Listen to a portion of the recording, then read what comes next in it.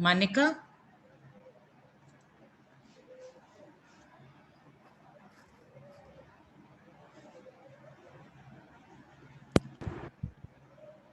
Yeah, we can start. Because sir is on the way, so he'll join later then, na? Okay okay हाँ, आप बता दीजिएगा, indication दे दीजिएगा. हाँ, मैं शुरू करती हूँ. ठीक है. Okay. A Am I very audible now? yeah, audible. I'm starting then, okay? A very good morning to all. I, Dr. Vinita Tuli, convener webinar committee, welcome you all to the webinar on building resilience during the time of uncertainty, organized under the aegis of the Internal Quality Assurance Cell of Atmaram Sanatan Dharm College in collaboration with Enactus. It gives me immense pleasure to welcome Ms. Vikasni Kanan, clinical psychologist, and we are really grateful that she took out time to speak for us on this webinar on such a relevant and pertinent topic, as our country has faced the second worst wave of COVID pandemic, and many of us are facing psychological problems and anxiety because of it. I also welcome our principal, Professor Gyantosh Kumar Jha, under whose able guidance and positive motivation, we were able to start the second edition of our webinar series during the second lockdown period. During the first, we were able to hold around 100 webinars. So in the month of May and June, we've started the second series of webinars for our teaching, non-teaching staff, and the students. So I welcome you, ma'am. And now I hand it over to Dr. Manika Jain, convener Enactus ARSD chapter.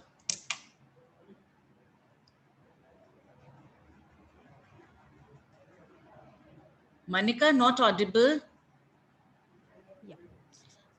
Okay.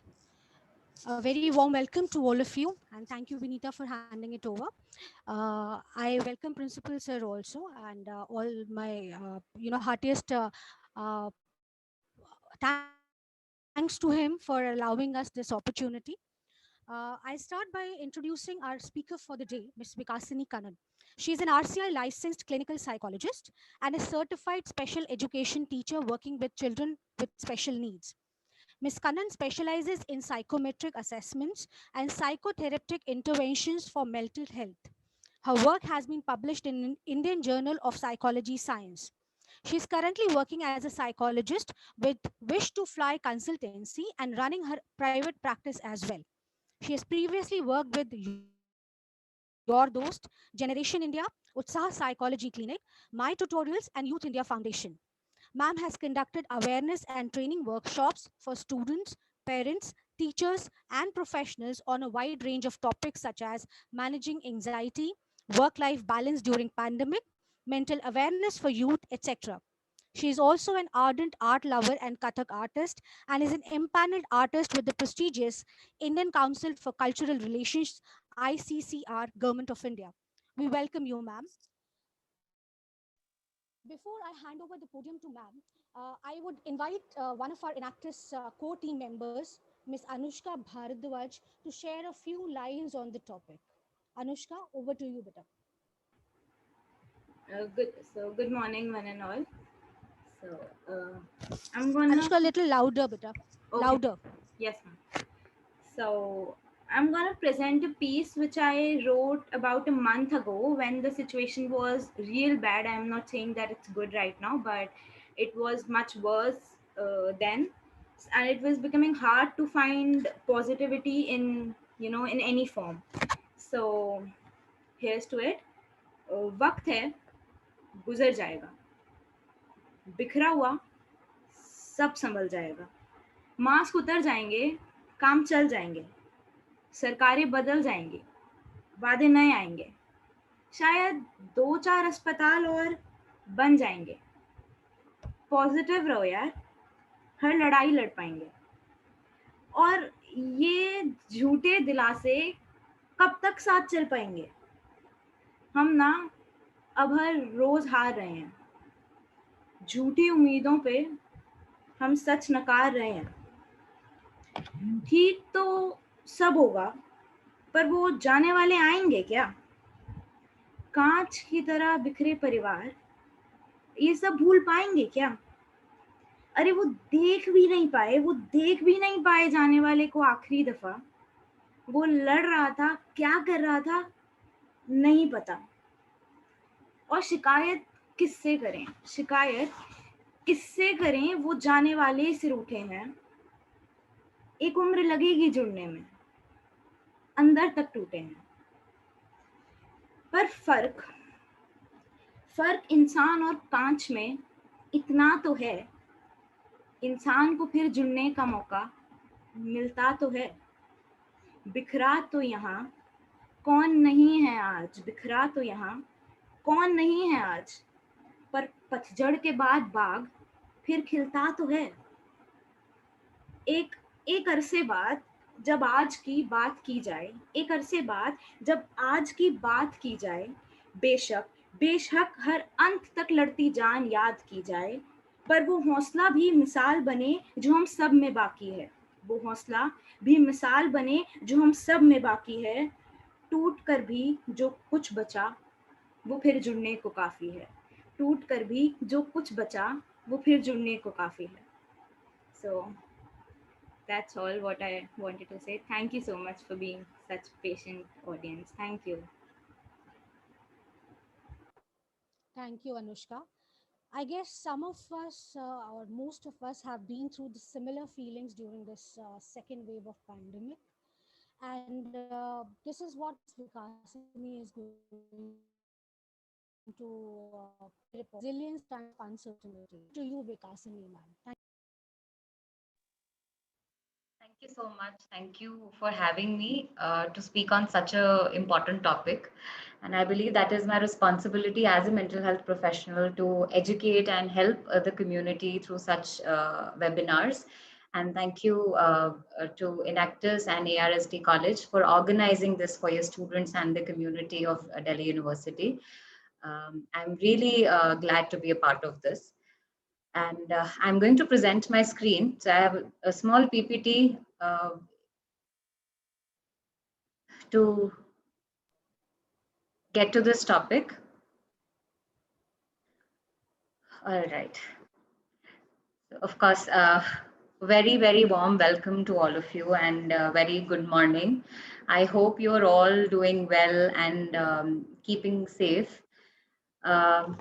Today, I'm going to talk about resilience in these times of uncertainty. And all of us have been really facing these tough times as a community, and nature has really tested our patience, our resilience to the core. Therefore, I believe that we have to make conscious efforts every day to build our armor of resilience to face what is the uncertainty that there is. Okay? And I'd like to start off with a brief understanding of what resilience is. Resilience क्या है? पहले तो ये समझने की कोशिश करते हैं. So it is a quality that allows people to be knocked down by life and come back stronger than ever. So a person who is resilient, we do not mean that that person will not face emotional turmoil, or a resilient person will not cry, or a resilient person will not feel sad when things go a really unexpected way. But a resilient person is the one who rises from that failure, who rises again from that challenge stronger than before. The imagery that I relate to resilience is of a phoenix rising from ashes, right? How it regains its strength and just rises above all the hurdles and challenges. And that is what resilience is. हमारी क्षमता कि हम जब चीजें बिखर जाएं, जैसे अनुष्का ने कहा, फिर भी अपने आप को जोड़कर दोबारा उठ पाए. That is what resilience is all about. Yes, and if we had to look at our life experiences as a seesaw, एक अगर हमारे जो जिंदगी के अलग अलग experiences हैं, positive, negative, उनको अगर हम एक सीसॉ पे देखना चाहे, so we can put it as a resilient seesaw. One side there will be adversities, there will be all this negativity, uncertainty, things which really bog you down, and the other side would be your protective factors, your resilience, your skills, your mindset, your support system. That's the other side. So when we are focusing more on the adversities, when the adversities get higher and higher, that part gets more and more heavy. Our protective factors can sometimes get a little weak. It's like this pandemic. No one was ready for this, mentally, physically, emotionally. Nobody was ready for this. And somewhere that adversity really tested us and our protective factors. But with time, we have, all of us have adapted to it to some extent, and we are still continuing to adapt to it, right? That's where we are balancing that seesaw, that even if the adversity is there, we can build our protective factor, we can build our strengths to cope up with that adversity, so that our seesaw is going towards the positive than the adversity. Okay, so that brings me to the concept of identifying your resilience breakers. Of course, we are going to talk about what builds your resilience, what contributes to your resilience as a skill. But before coming to that, I want all of you to also reflect within that what are your resilience breakers? What makes that seesaw tilt towards the adversity and not towards your strengths? Now, this could be different for different people. For some people, it could be social media. That maybe that every time I go on social media, I see people putting up news that really makes me sad, and my whole day is gone. Like my whole day is gone thinking about that. That's a resilience breaker. Or maybe news channels, that if I read the news, if I look for news portals the whole day and I'm just reading one after another bad news, that's making me sad and that's affecting my day. That's a resilience breaker for you. Maybe for somebody, news is a resilience maker, that if I read the news, I feel more in control. That could also be the case. In that case, maybe it's not your resilience breaker. So you have to identify for yourself what is breaking your resilience for you, what is tilting that seesaw towards adversity than your resilience. Okay. Some other things could be certain topics, talking about certain topics which really affect you, or not having a routine, not knowing what to look forward to through the day, and that happening over and over again, and that breaks your resilience, and other things. So that's what I want you all to also reflect after this session, probably while you're building your skills, to also minimize the effect of the breakers. Okay. So resilience makers, let's talk about them. First one I want to talk about is resilience through assessing what is in your control. हमारे हाथ में क्या है, हमारे control में क्या चीजें हैं, उन चीजों से हमारे रेजिलियंस को हम कैसे बढ़ाएं. तो अगर हम अपनी लाइफ को एक कॉन्टिन्यूम में देखें, so there are 3 time zones to our life: the past, the present, and the future. Yes, the past is jo ho chuka hai, things in the past which have already happened. When we bring those energies into our present, that can bring in a lot of regrets, sadness, guilt, shame. All of these can come in from the past. Yes, and that's a timeline that we cannot change, we cannot reverse anymore in the present.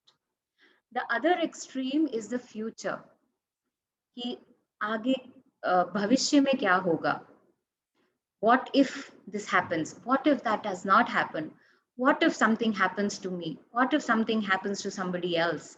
All of these what ifs are from the future. And what do? They bring in a lot of anxiety in us, lot of stress, worry, anxiety, घबराहट, बेचैनी, क्योंकि हम future के बारे में worry करते रहते हैं. पर फ्यूचर वो टाइम जोन है जिसको हमने प्रिडिक्ट नहीं कर सकते, जिसको हमने अभी देखा नहीं है, तो वो भी हमारे हाथ के बाहर है. हमारे कंट्रोल के बाहर है. हमारे कंट्रोल में क्या है? Present. What is in my hands right now, which is probably you attending this seminar today and trying to learn from this and build your future with these skills. That's in your hands. Today is in your hands, not yesterday or tomorrow. Today is in your hands. And that's what you have to reflect, that which time zone are you spending most of your energies in? And very cognizantly bring it back to the present as much as possible. Okay, so that's a skill that we can build our resilience with. Another skill is through the use of gratitude.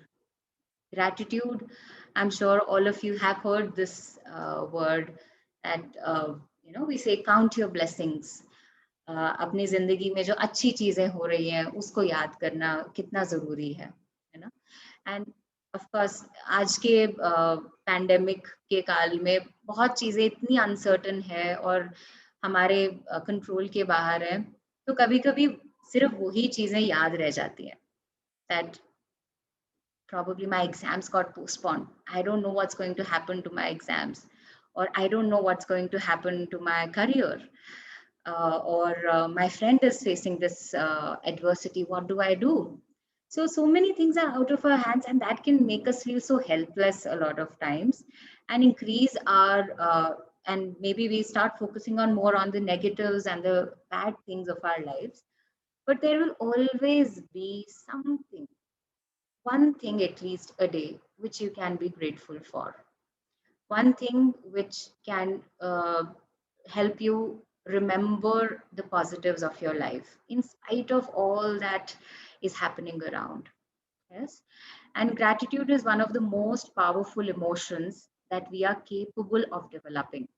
That means that अगर हम consciously effort करें कि मैं gratitude develop करूं अपने अंदर और चीजों अच्छी जो मेरे जिंदगी में चीजें हो रही है उन पे भी ध्यान दूं, that can actually become a very, very powerful tool for you.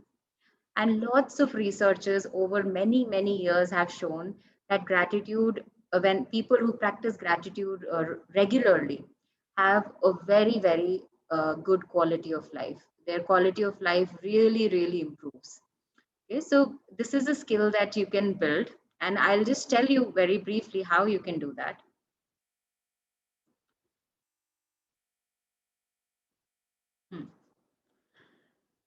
When we talk of gratitude, there are two things that we can look for.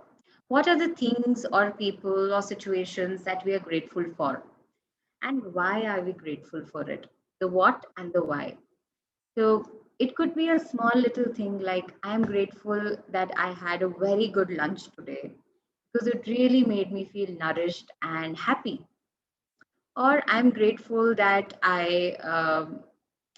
my family is with me today and we had a really good time because that made me feel very, very happy and energetic. So things, little things, day-to-day things, which we may take for granted, which may not seem so big or huge or important for us sometimes. Those could be the things that if you recognize and be grateful for, can really, really help you boost your resilience. And one more thing is, don't wait for the right time. We all think when we talk of gratitude, a lot of people say, "Raat ko sone se pehle, just remember 3 good things, 4 good things that happened to you." And of course, a lot of us can easily forget that. Okay, रात को भी एक task दिमाग में रहेगा. That we don't need that, right? We already are stressed out. So any little thing, any time of the day, when you feel that my mood is uplifted, when you feel something nice has happened, just pause and remember that I'm so grateful for this happening in my day today. I'm so happy this happened with me today. And that's enough. That's enough for you to go through that day with a positive mindset.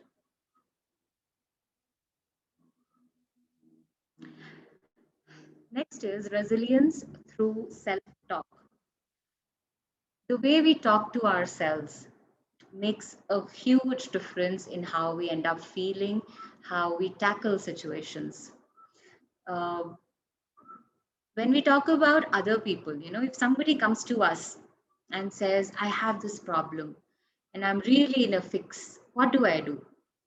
We are so compassionate towards them, right? We give them the best advice ever. We support them. We talk to them with so much love and compassion. But when it comes to ourselves, are we that compassionate? Are we giving us ourselves that compassion that we give out so freely and easily to other people? Sometimes we are so critical with ourselves, and that is what sometimes can act as a resilience breaker. So, building resilience through positive self talk is the third skill I want to talk about. How you can do that: set aside some minutes to list out 5 things that are currently bothering you. 5 things, 3 things, 2 things. It could be any number of things, but you have to just list it out. Write them down on a piece of paper, or use your phone, laptop, write it down. What is worrying you right now? It could be your career, it could be your family, it could be your health, it could be your future, it could be so many things. It could be different, it is different for different people. And then, besides that column where you've listed out your negative thoughts, things that I am worried about, try to reverse that negative thought, replace that negative thought with a more positive thought. For example, if the thought is that I feel like I'm losing hold on my life, uh, or I can never move on from this, or things will never get better, they've been bad for so long, what will be a replacement for this? Maybe it could be, I can get back the control. Maybe I should give it some more time. Maybe I can take this one day at a time. I may not need not have to stress about it every day. What is going to happen tomorrow? Okay. And the best way to find that alternative is to treat yourself as your friend and ask yourself, if what would I say to a friend who was in a similar situation? What would I tell my friend or a loved one who comes to me with these thoughts? मैं अपने दोस्त को या अपने घर वालों को या अपने भाई बहनों को जो भी मेरे पास आता है इस थॉट के साथ, मैं उन्हें क्या सलाह देता या देती? मैं उन्हें क्या कहती कि नहीं, ऐसा नहीं, ऐसा सोचो? That is what you need to remind yourselves of, because probably that's what you need to hear in that time. Yes. And in a compassionate way, ask yourself whether there are things that you could do to improve or better cope with the situation. And focus on making constructive changes. एक तो हमने अपने thought को change किया, दूसरा कहीं ना कहीं अपने एक्शन को भी चेंज किया. That we are not just changing our thoughts, we are also changing the way we react to the situation. We are not just saying think differently, but we're also saying let's problem solve this in a constructive fashion.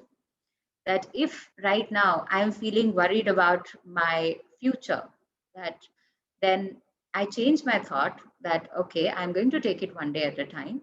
Plus I also problem solve it.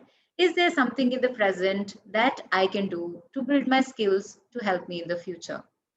क्या इस वक्त में कुछ ऐसी चीज है जो मैं बिल्ड कर सकता हूँ या कर सकती हूँ, कोई स्किल्स मैं एक्वायर कर सकती हूँ जिससे मुझे आगे हेल्प होगी?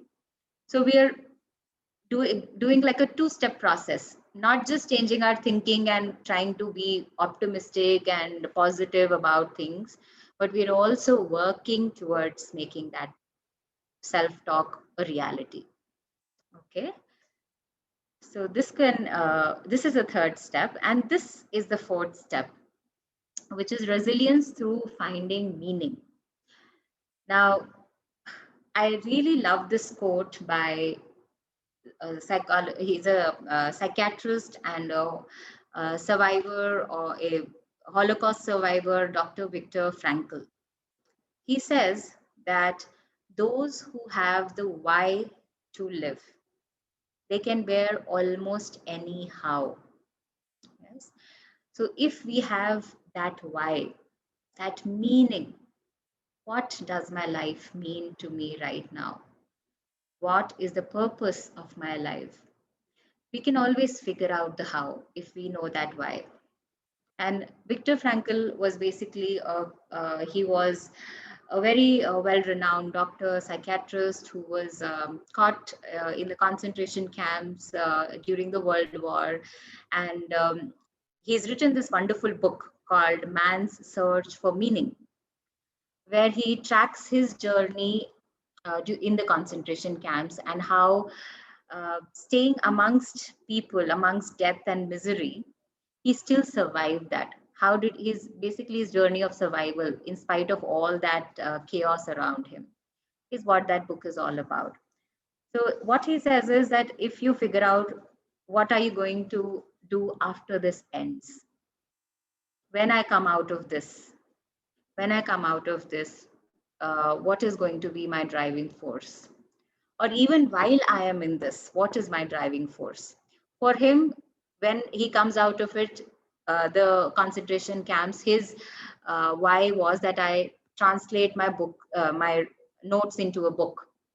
And during the concentration camp, his why each day was that I document everything so that I can translate it into a book later. So, what is that meaning for you each day? What is that thing? What is that activity which makes you feel meaningful, which makes you feel that I've accomplished something today? It could be a very small thing like probably mending to your plants.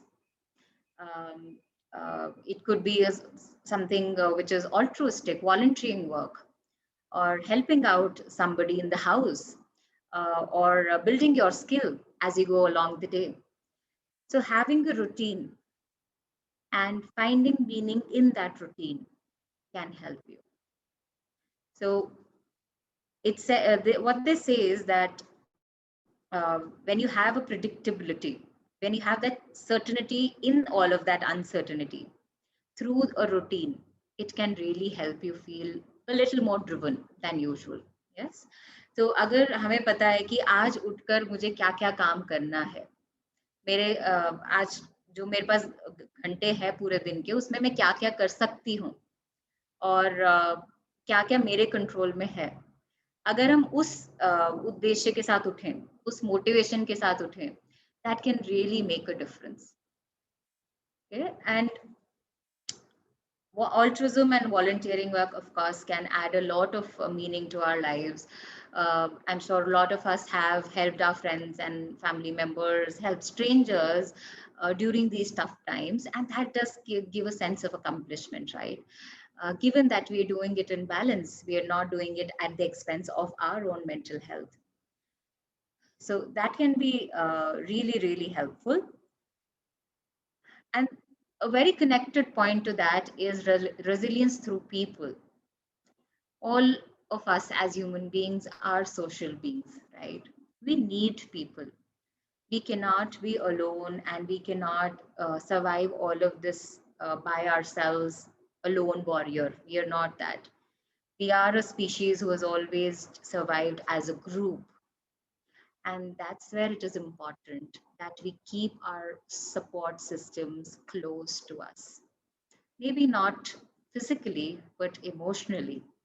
Of course, there are these lockdowns and distance, and physical distance is there. But let's not stop ourselves from building emotional bonds. Yes, the physical distance should not lead to an emotional distance. So reach out to people, reach out to your emotional support systems, your emotional anchors, people who make you feel good, people who instill that positivity and hope in you. Those are the people you need right now more than ever before. And know that you are not alone in what you feel. You're all sailing the same boat, and there are others who are there for you no matter what. There are always people there for you. Therefore, building our social support systems help us reaffirm a sense of connectedness. Reaffirm that we are not alone. हम अकेले नहीं हैं इस जंग में. कहीं ना कहीं कोरोना के खिलाफ जो जंग है, हम अकेले नहीं हैं. हमारे साथ बहुत लोग हैं, हमारे फ्रेंड्स, घर वाले जो हमारी मदद कर सकते हैं. It's just that we have to reach out to them. And another way is joining support groups. Support groups are groups where people who don't know each other essentially join in. They talk to each other, share their worries, pour their heart out in that safe space, which is usually mediated by a psychologist. And that also brings in a lot of connectedness. That some things which I can't express probably to my loved ones, but I have this support group where people listen to me and I feel validated. Because whatever you're feeling right now is completely valid. It's not necessary that if somebody else is feeling a certain way and coping a certain way, it's not necessary that you also have to cope the same way. For you, your journey could be so much different, and whatever you're feeling is valid. Just remember that. Yes, joining support groups can be very, very useful. There are a lot of support groups that have come up online, and these supports systems, networks are invaluable to your well-being and help you develop good coping skills. Resilience through relaxation. All we need relaxation now more than ever, right? The anxiety is almost in the air. It's and it's palpable. It shows up in our body. It shows up in our sleep. It shows up in our concentration levels. It shows up in our mood. When we are anxious, when we are not calm from the inside, that can really break our resilience. Because that anxiety really eats us up and we are constantly bugged by it. So, anxiety reduction through relaxation techniques is so essential. Um, if all of you are okay with it, if you're all up for it, I would love to teach you a couple of techniques right now. If you can experience it together in this session. So if you can just let me know on the chat if you're up for it, just put a yes, and I'll guide you through a couple of activities. Ravinder, is the chat enabled for students? Yes, ma'am, it is enabled. Okay, okay. I think Vikasini ma'am, it's a good idea. We can go with these breathing exercises. Yeah, great. I do have a lot of yeses as well. Awesome. So I would want all of you to find a comfortable space for the next 7 minutes where you will be undisturbed. Okay. And just sit comfortably with your eyes closed. And wait. Can I just stop my screen share so that you can all see me properly? Okay. I want all of you to keep one of your palms on your heart. If you can all switch on your videos and I can look at you, that will be even better. It will be wonderful to look at all of you while you're learning. You can, when we start the activity, you can switch off your videos. Okay, one of your palms on your heart, the right one, the left one on your belly. Okay. Before we start this activity, let's just check our breath once. I want all of you to breathe in and see where your chest and stomach goes. Does it go inwards or does it expand and come outwards? Breathe in and exhale and check where does your stomach and chest go. And put it out on the chat so that I can see the responses. Breathe in and check. Breathe out and check. Yes.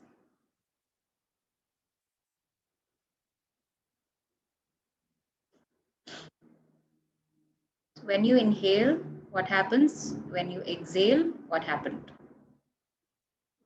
Inward and outward respectively. Okay. How about others?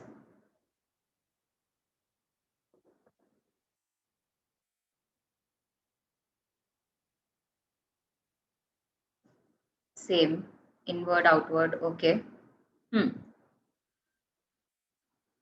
All right.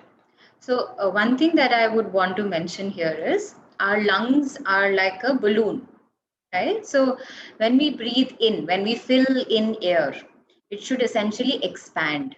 So it should be outwards. Okay. And when we breathe out, it should go inwards. Like when you deflate the balloon. Yes. So let's be conscious of this first, that when we breathe in, our stomach and chest should go outwards.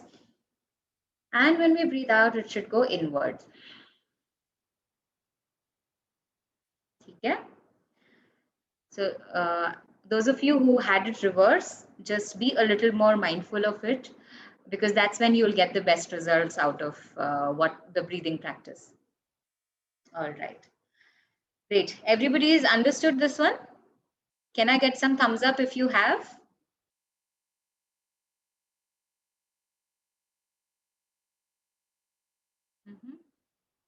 Okay.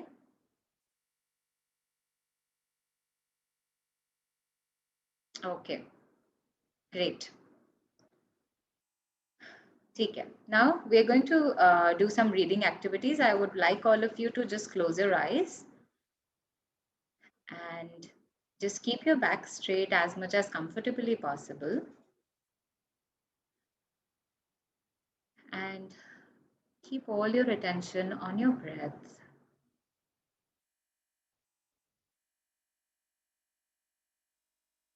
And notice your breath going in and going out.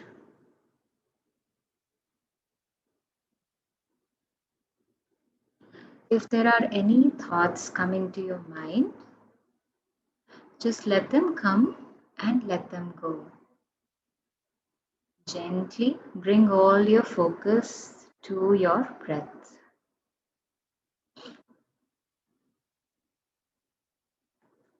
Your breath is your anchor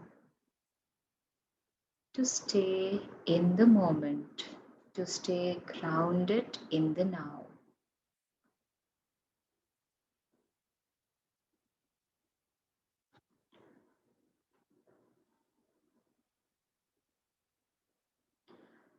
Now, very slowly, take your focus from your head down to your toe, and we are going to relax each and every part of our body one by one. Let's relax our eyebrows, let them loose. Relax your jaw muscles, unclench your jaws.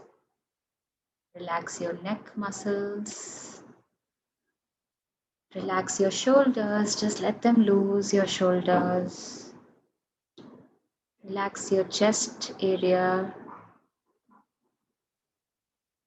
Relax your belly area. Relax your right arm and fingers. Relax your left arm. Relax your legs and your feet. Each and every part of your body, each and every muscle is more and more relaxed with every breath that you inhale and exhale.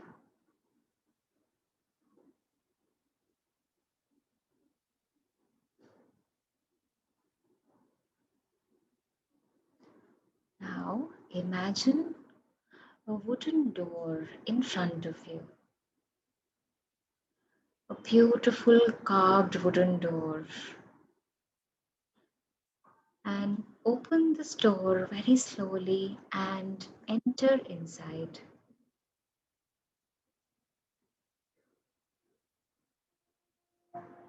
When you enter this door, you notice a beautiful garden in front of you. A garden with lush greens all around. Beautiful flowers, trees everywhere.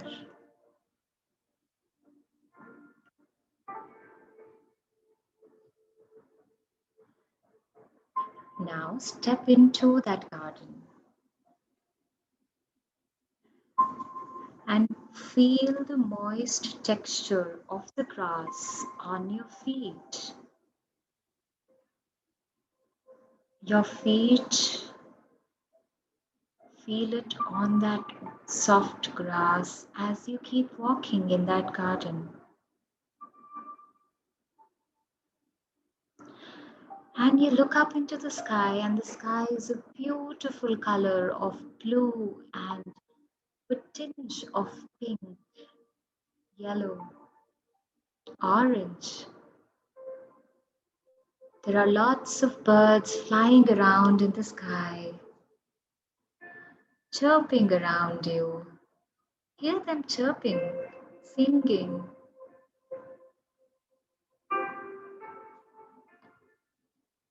And as you walk ahead, it slowly starts to drizzle.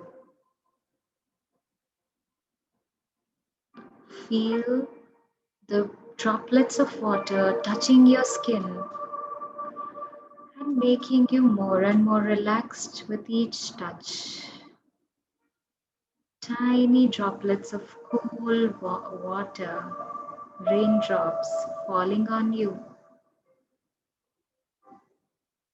As you walk ahead, there is a beautiful rose flower in front of you. Just take in the fragrance of the rose and feel that sweet fragrance travel in the air as you breathe it in.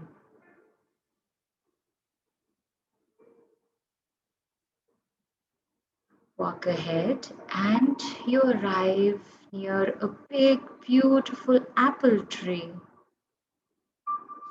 A tree with lots of apples, nice and red apples hanging from the tree. Just pluck one of them, reach out and pluck one of the apples and feel it in your palms as you hold that apple. Now, take a bite from that apple and imagine the sweet taste of the apple touching your lips, traveling to your tongue and your throat as you relish the sweet taste of that apple. And slowly keep walking on the grass and walk back to the door. Look at the scenery once again and absorb all that positivity from nature. And take a nice long breath in to absorb all of this into your system and exhale all of your worries. Whenever you feel ready, you can slowly step out of that door and come back. Open your eyes with a big smile whenever you're ready.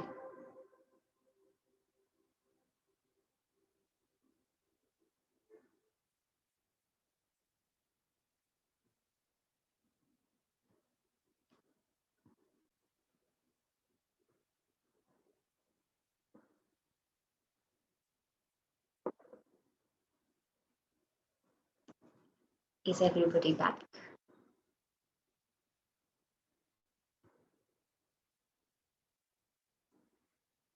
Refreshing, amazing, yes. How is it?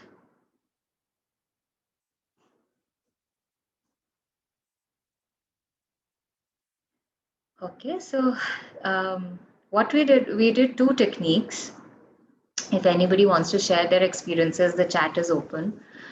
I'd be very happy to hear your experiences.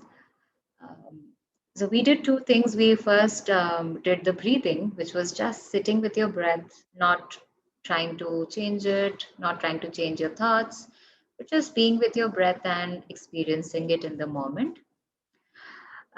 Second, we did what we call as a guided imagery.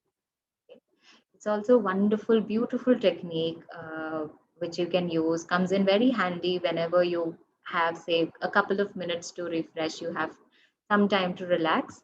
And you can find a lot of audios on YouTube as well. Just type guided imagery. Okay. And I'm so glad to hear all of your experiences. I'm so happy that it helps you feel better. Really glad. Okay, so this is a practice you can take with you and practice it any time of the day. There are no do's and don'ts to this. Anybody can practice it anytime, anywhere, and it just takes a couple of minutes. Yes, couple of minutes for yourself, for your mental health in those 24 hours can really make a difference. Okay. Other things which can help you could be any other form of meditation if you practice, any other form of yoga if you practice, exercise, or your hobbies like painting, drawing, singing, dancing, anything which helps you relax and unwind is your resilience builder, is your resilience maker. Okay, so incorporating this in your routine can be very, very helpful. And the last point that I want to discuss is resilience through professional support. Professional support meaning professional mental health support. If you have difficulties navigating your emotions, if you find yourself not being yourself, you find like yourself uh, not being your usual self, how you were before, uh, then it can be helpful. If your mood is predominantly very, very low, you feel like crying all the time, or you feel like your social, occupational, personal life is getting affected, your studies are getting affected, your work life is getting affected, your thoughts are more negative and pessimistic than usual, uh, or you're feeling more anxious than usual, or you're not able to manage your anxiety well, or you're experiencing any sleep difficulties, like not being able to sleep or sleeping very late and getting up multiple times during the night, or waking up earlier than usual, having disturbing dreams, any sleep disturbances like these, a qualified mental health professional can help you. Okay. Please remember that you're not alone in fighting off all of these symptoms. There are people who have trained to help you with all of this, who have been trained to help you elevate these symptoms and lead a more resilient and holistic life. So don't hesitate in reaching out for support. Okay? And now there are so many portals, so many professionals who are providing free services, who are providing very affordable mental health services and counseling, especially for students. So feel free to reach out whenever you want, whenever you feel that you are in need. Okay. And I would like to end my presentation with a small metaphor. And I would like to bring in what Anushka said in the beginning. And I think this is like coming a whole circle. How Anushka said that टूट कर जो जुड़ने को बचा है वो अभी भी बाकी है ना? And kintsugi is a Japanese tradition where what they do is, if things are broken, if a bowl or a vase or a pot is broken, they don't discard it. They mend it with precious metals like gold or platinum, because they feel that things which are broken, when they are mended, they become more valuable, they become stronger than before. And now, when all of us are facing this pandemic, it has been harsh on us, it is breaking us, it does affect all of us. But I'm sure with our resilience, with our strengths, with our loved ones' support, we will come out of it stronger and more valuable than before. Thank you, everybody, for all your patience and participation. I hope these tips were helpful for all of you. And I'm just putting out my details. You can where you can reach me in case you want any kind of mental health support. You want any referrals for therapists for yourself or for anybody else. Please feel free to reach out to me on reach.ytt@gmail.com. I'm on Instagram by the name of Your Thought Therapist and on LinkedIn by my name, Vikasini. I'll be very, very happy to help whosoever reaches out. Please don't hesitate. And I believe it's my responsibility as a professional to help the community. So please don't hesitate. Okay. Uh, and just one little more information which I wanted to put out is, as my service to the community, I'm starting this series called as the Wellness Weekends, where every weekend a mental health professional will address people and teach them certain skills which will help them build their emotional toolkits, which will help you build your resilience. So every Sunday, starting from this Sunday, 6th of June at 5 p.m., I'm starting this series, and it is completely open to everybody. Pay as you like. If you don't feel like paying, that's also all right. I just want that you join in and help yourselves. That's the only aim that I wanted to put out here. And thank you so much. Thank you, everybody. I'll be open for questions now, if you have any. Thank you so Vikasini much, Kanan, ma'am. ma'am. I Just a think, minute, Anushka. yes, Yeah, ma'am. Anushka. Hello, Anushka. Yes, ma'am. Yeah, please take up the questions now.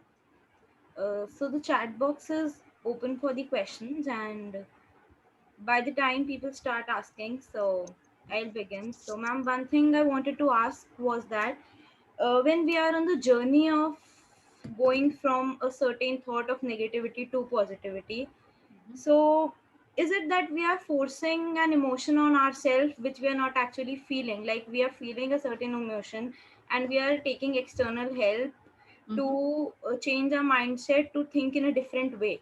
So is it right that we overcome our natural emotion with something which we are not feeling right now? Maybe we want to, but we are not feeling it right now. Mhm. So, Anushka, what you're asking is it all right to distract yourself from a certain emotion? Yes, Did I I understand mean, your question right? if naturally we are feeling negative about something, so we should take our own time to recover, or like we should use external forces, like Mhm. what all things that all points we have covered, like. Right. Okay, that's a great question, Anushka. So, and what resilience, what it does, it's like an armor. So it's like a armor which protects us from the external forces which keep troubling us. But it's not something which protects us completely from unhealthy or negative emotions. Not even unhealthy, all emotions are required. It doesn't protect us completely from say emotions like sadness or grief or anger. It's just like a buffer effect that it has. Okay. And it in like I said in the beginning, that resilience, it does not mean mental toughness, that if you're resilient, anything adversity will strike and you'll be out of it in a snap. That's not what resilience is. Resilience is about taking your own time. It is about allowing yourself to build yourself again from that challenge, from that problem, and then addressing it with whatever resources you have and building on those resources. Okay. So in no way, like I said in the between also, that for two people, their journey of overcoming challenges can look very different. For somebody, maybe crying can help them gain their resilience back. But for somebody else, it could be just talking it out and maybe just listening to music and letting that emotion go. So what works for you is your way of building resilience, and in no way are we forcing ourselves to start feeling positive, start feeling optimistic, because probably right now we can't fully feel that kind of positivity, right? So it's just about those little steps so that we don't, we can kind of buffer ourselves from the crashes of pandemic in a way. Yes, Yes. I hope Thank you, this ma'am. answers your question. I can see there are a couple more questions. Yes. So there's a question from Radhika. Even in these times, it is expected of us to be productive, but being so mentally drained, many of us are mostly exhausted when it comes to doing the things that actually matter. What would you suggest should be undertaken to tackle this? Yes, yes. Radhika, thank you so much for this question. And I believe this is something which I have been hearing from a lot of uh, people, my clients as well, that it is very unrealistically being expected that we be very productive as we were before the pandemic struck us. But somewhere I believe we have to recognize and realize that that's a very unrealistic expectation to have from others and from ourselves. So, Radhika, what might help is taking small, achievable goals and activities every day. Yes, being acknowledging that this is my limit. Beyond this, if I go, it is going to drain me out. It is going to burn me out. It can cause burnout, or it is going to be really deterrent to my mental health. So, setting boundaries, one. Second, taking small achievable goals through the day, which gives you some, which through which you're working towards that goal, but only as much as you can. Okay. And of course, all of these activities that we discussed can help you build that resilience to reduce that mental draining that you're talking about as well. And please be open if you're a student, or I am not sure if you're a student or not. In case you are, please be open with your mentors, with your teachers, if you feel that it is really draining and maybe you need a couple of extra days to work on it. Please discuss it with somebody so that they can help you out. Sometimes help is just available, you just have to ask for it. Okay, so just discuss it. Maybe it can help you lower the burden a bit, and know where your boundaries are and take it one day at a time with small goals. Affected by the, yeah. Anushka, can we go to the next question? Yes, ma'am. So the next question is by Lucky. Ma'am, almost all of us have been affected by the pandemic, be it personally or indirectly via friends. It often becomes difficult to overcome the instances when we were actually going through that tough time, even if we have entered the recovery phase in the present. Could you help us guide us through those feelings? Okay, I think if I've understood the question correctly, it is about overcoming the emotions from the past, even if you have kind of overcome the phase in itself, but the emotions stay. And that's such a poignant question, Lucky, that you've put out. Uh, let's remember that there's no recovery is never linear. It doesn't go stepwise. That I've recovered from this, now I should start feeling good. I should start feeling as usual. Recovery is messy. Recovery is unique and separate for each one of us. It is like a roller coaster ride sometimes. And even if you have recovered the phase, the emotion can be really tough to handle sometimes. So, in those times, what will help you is to recognize, sit with your emotions, recognize what is making me feel this way. Uh, what thoughts are probably making me feel this way? What are the things which are affecting me and making this feeling worse for me? What are the things which will help me feel better when I am feeling this way? So, what will help is reflection, sitting, reflecting on your emotion, not trying to force yourself to come out of it immediately. It's okay if you're taking your time, it's okay if it's taking a while, but reflect on these questions and see what can help you come out of this. And the emotions sometimes which we cannot change, working towards accepting that this is how it is. But emotions which can be changed, uh, we can always take our time and reflect and work on it. And if the emotion gets a little too much for you to handle by yourself, it's always useful to take a help of a mental health professional. They can help you navigate these thoughts better. Okay? I hope, Lucky, I understood your question correctly. Let me know if you have any follow-up questions. Yes. So Pratibha asks, how can we support our parents who are going through maximum negativity in their generation, given that society expects them to stay strong for younger and the members of the family? Yes. So true. So true. And society expects, and somewhere our parents are also in that zone of always being the protector for us, right? And they end up taking a lot of brunts on our behalf, on the family's behalf. The best way to help our family, anybody in the family, be it grandparents, siblings, ourselves, is probably actually teaching them what we learned today. Yes. Having a time with family when probably all of you do a small breathing activity together. Having a family time when everybody sits, relaxes, enjoys, does something which everybody likes, maybe watching a movie, looking at your childhood albums, talking about something nice. Uh, those are the things which through which you can support your parents, of course. And if you notice that your parents are it's really really difficult for them, and if they need professional help, helping them avail that if required, because somewhere that stigma of mental health accessibility is also there more in the older generations. So maybe sensitizing them that there is help available in case you're struggling with something that I am not able to help you with. There is a professional probably who can help you out. Yes. Thank you, ma'am.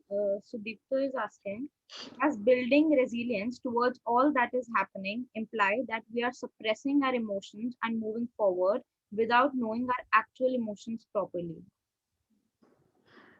I think this is a question we have addressed to some extent, that resilience in no way means that we have to suppress our emotions, we have to just forget all the negative emotions. It is more about maneuvering through your emotions with these skills. It's more about facing these emotions with the help of these skills. And it's, of course, theoretically, it sounds like it might look like something which is just like a one step solution to all of the negative emotions. It isn't. That's why it's a skill that we keep building, and a muscle which we keep flexing in order to maneuver those emotions. And one question which I answered with respect to feelings and emotions, that can be helpful in this context as well, that sometimes we have to sit with our feelings. We have to accept that this is how I'm feeling, and look at it non-judgmentally, that I'm feeling this way and it's okay. It's valid.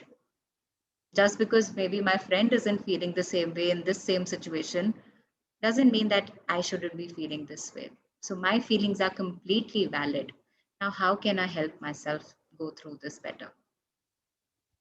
Okay. Yes, ma'am. So there's one more question by Najmas. Some people often feel bad while posting happy pictures on social media or doing something good for themselves when all these bad things are happening around us. Could you tell us more on such a thought process among the youth these days, or whether it's good or bad? Yes.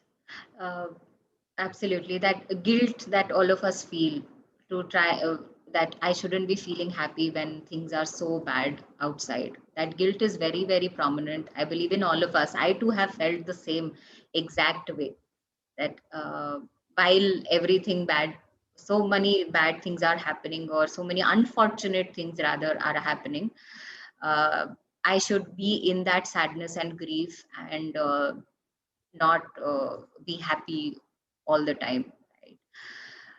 Or be happy for my achievements or my good times of my life. But I believe that's where we have to reflect that is this doing me more harm than good? That uh, does in no way, if we are accepting our positivity, our good times, does it mean that we are negating somebody else's unfortunate bad thing that happened to them, right?